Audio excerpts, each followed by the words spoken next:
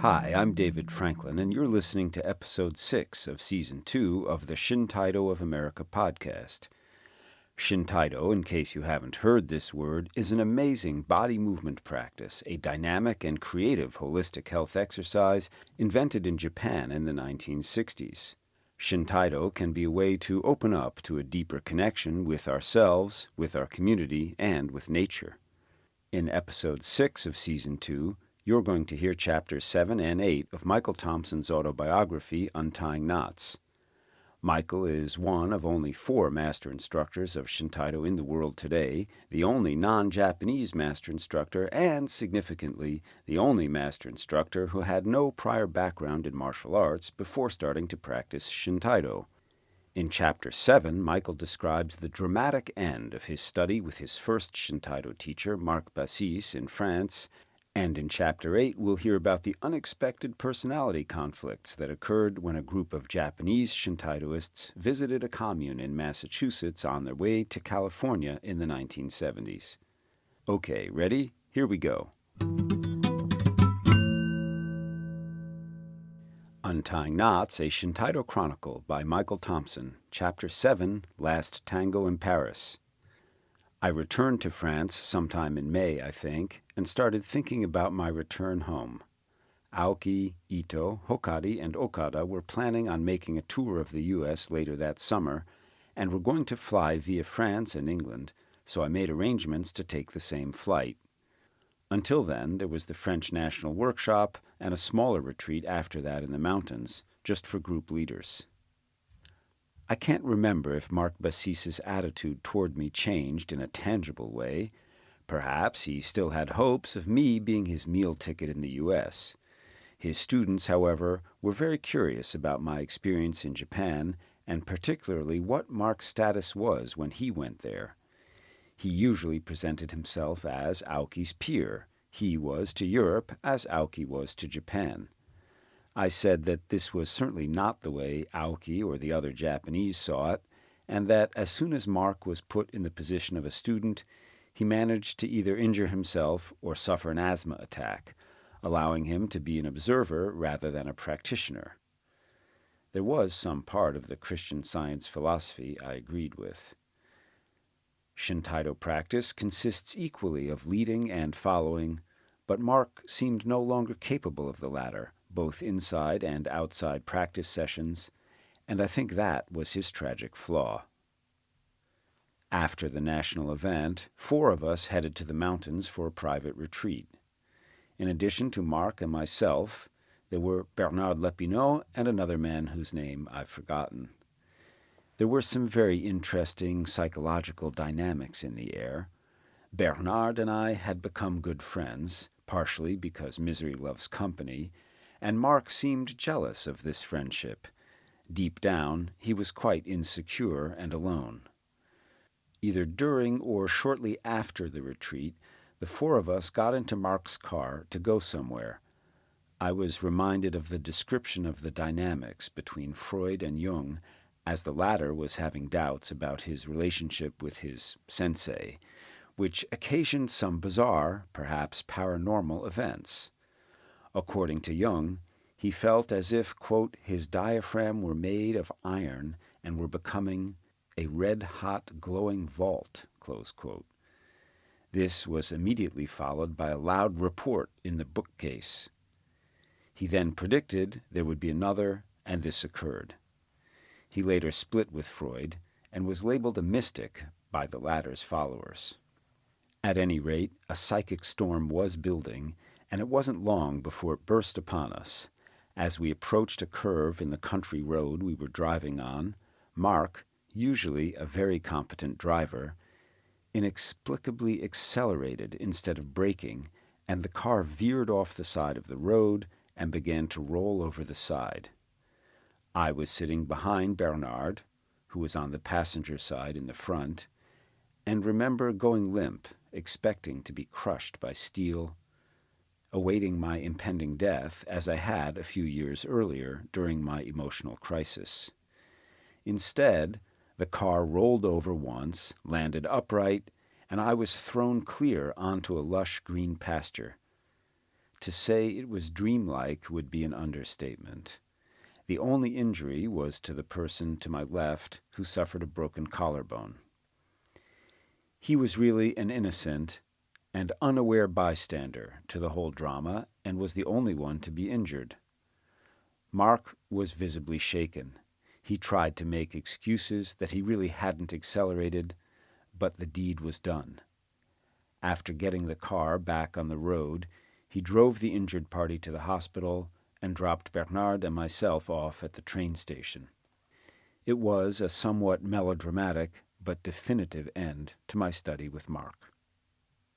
Soon thereafter, the Japanese contingent arrived in France, and I accompanied them to England before flying back to the U.S.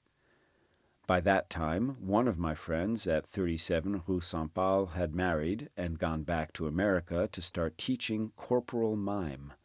I had become very fond of that part of Paris and my Spartan existence there, but I was looking forward to returning home, to seeing where my new acquisition would lead me.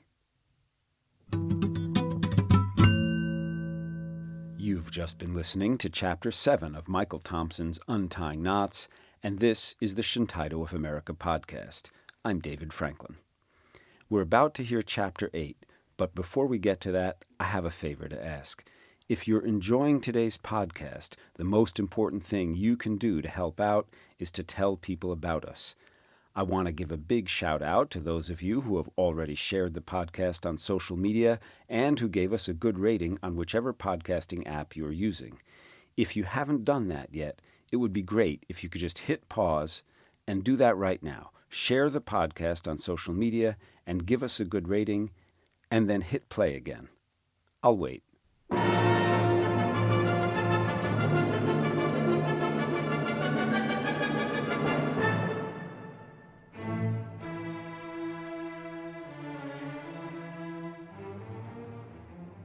Okay, thanks.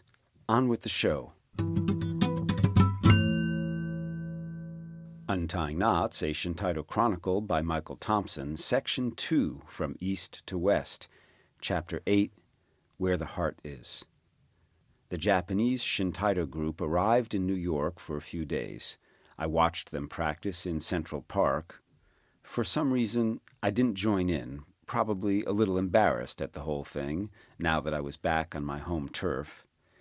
They were staying in a real flea-bag hotel near Times Square and took their meals in places like the Flaming Steak House nearby. I felt a little guilty because I was staying with a friend in the relative opulence of a Long Island suburb, so I decided to spend one night with them in the hotel. Aoki was really fond of getting to the heart of any culture he visited and felt that the best way to do that was to find and meet individuals on the fringes of society rather than wealthy and successful people. It was easier to see what was really going on, and he wanted to show this side of the U.S. to his students.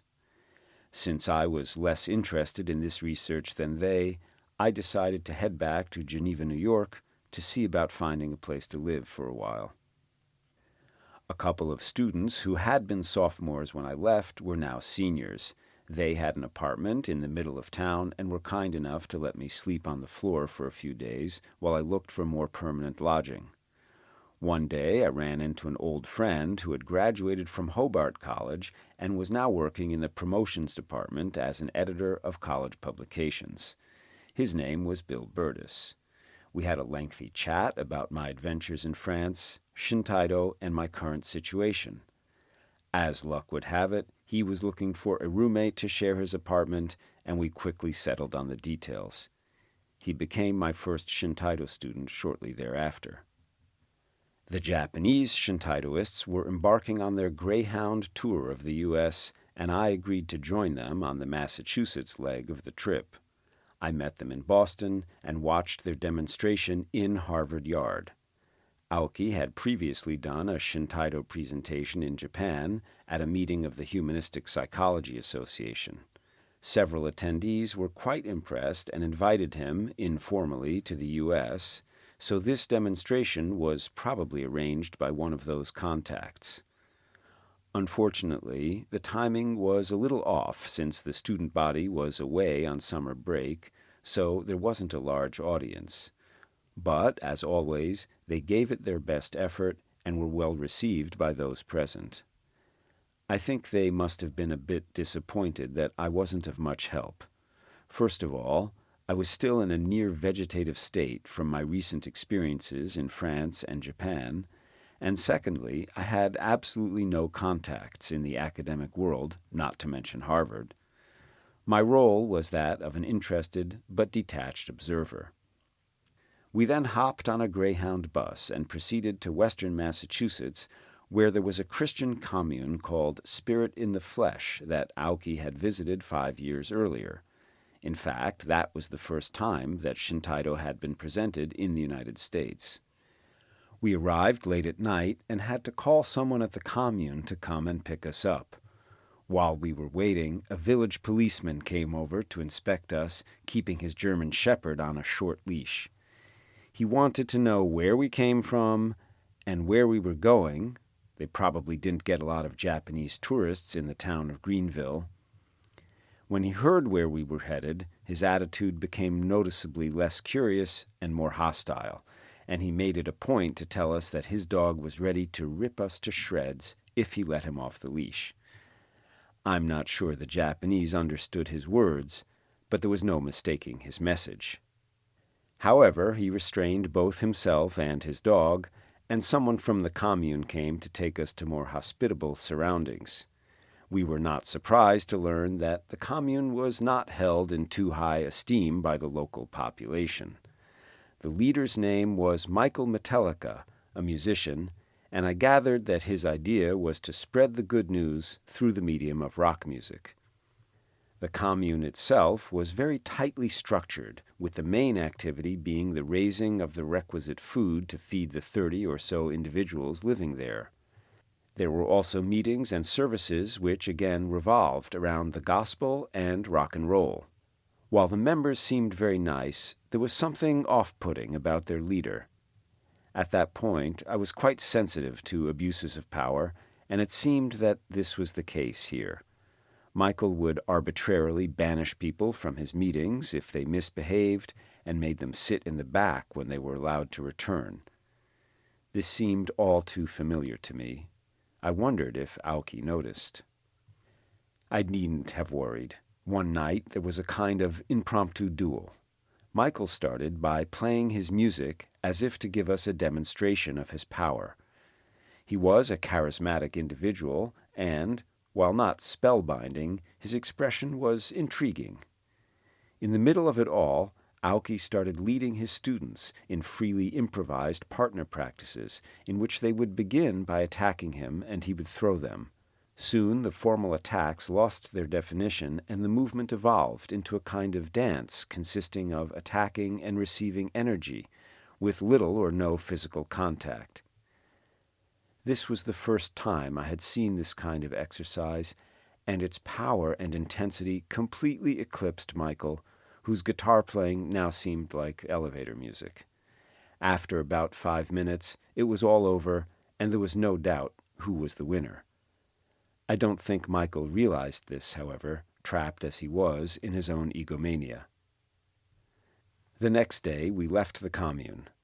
The Japanese continued on their tour, which was to end in California, and I returned to Geneva to start the next phase of my life.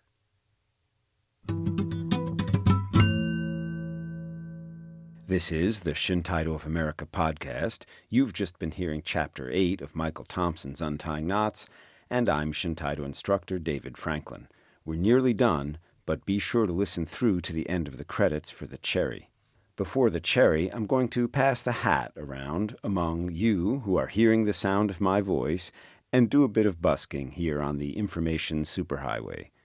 Shintaido of America is a totally member-supported nonprofit organization, and there are many ways to support our truly micro-budget production of educational materials, and I really mean that. We produce a huge amount of content on volunteer power, but some things just require a few bucks in the bank. So one way is to make a one-time donation in any amount, or to become a member of Shintaido of America for $60 per year if you're hearing this in 2023.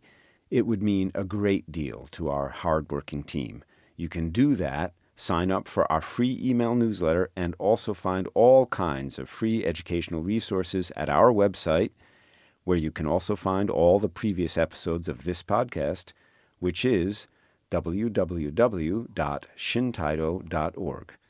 That's www.shintaido.org. That's whiskey.Sierra Hotel India November Tango Alpha India Delta Oscar Romeo Golf. Got it? You can also find us on Instagram, on Facebook, and on YouTube by searching for Shintaido of America, and our email address is podcast@shintaido.org. Our episode today was recorded and edited by me, David Franklin, with support from Sarah Baker, Connie Borden, Teresa Soldatova, Jim Sterling, the Joe Zawilski Memorial Fund, and of course the members of Shintaido of America. Thank you. Okay, here's the cherry. I knew the soldiers were stronger than I was. I could do nothing to prevent them from pushing me. And so, as if by instinct, I let go and things became very fluid, and I found myself doing wakame taiso, the so-called seaweed exercise. My body becomes soft and lets itself be shoved. A soldier with murder in his eyes runs straight at me. He is much heavier than I am, and he intends to smash into me. Again, I receive the impact safely. I notice that the seaweed exercise has a strong psychological effect on me. I feel no fear. There is no need to resist, and my body knows how to do this instinctively. I don't need to give any commands to my body or consciously calm myself. Sometimes more than one soldier comes at me, and the opening that this creates enables another demonstrator to take my place. That was a quote from Road to Bilin by Aviv Tatarsky in issue number 22 of Body Dialogue, the Shintaido Journal, in 2008. And guess what? You can find back issues of Body Dialogue as well as previous episodes of this podcast all for free at our website, www.shintaido.org. Thanks for listening to the Shintaido of America podcast. Contents of this podcast, copyright Shintaido of America 2023. Shintaido, opening to life.